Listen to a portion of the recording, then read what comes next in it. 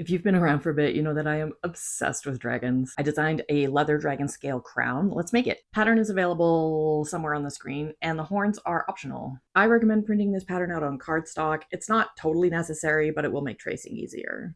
After cutting out the pattern, trace around it onto veg tan leather. I used about a 5 ounce. Then use a knife or scissors to cut out all of those pieces. I don't know what it is about designs with dozens of small pieces, but I have a problem. Next, I punched holes in all of the scales. I like to use the punch itself to mark the holes as it prevents the placement from being inaccurate.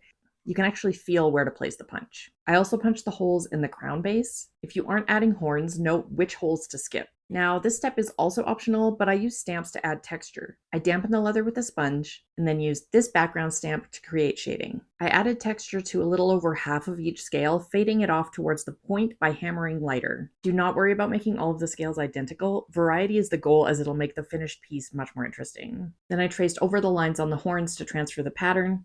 Then I used a swivel knife and a bevel stamp along those lines to create depth. While the leather was still damp, I curved the horns into shape. If you're new here, my name's Alwyn. I'm a leather worker. I make costumes and accessories from my favorite movies and shows, so follow for nerdy shenanigans. Next, I dyed everything. I'm using a water-based dye, so I'm able to thin it with water. Again, this is optional, but I shaped all of the scales while the leather was still damp from the dye. I used EcoFlow Cranberry all over and then added purple with a paintbrush to create a shaded effect.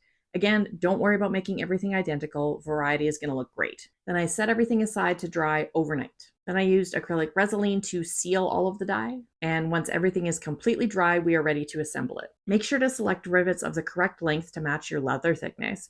I'm using double capped rivets from Tandy. If you're using horns, add those first. They can be installed facing either direction. You get to decide. It's very important to first place the bottom half of the rivets that overlap with the horns before you rivet the horns in place. The scales need to be added in a particular order, so follow along. For each section, we're going to start riveting at the outsides and work towards the middle.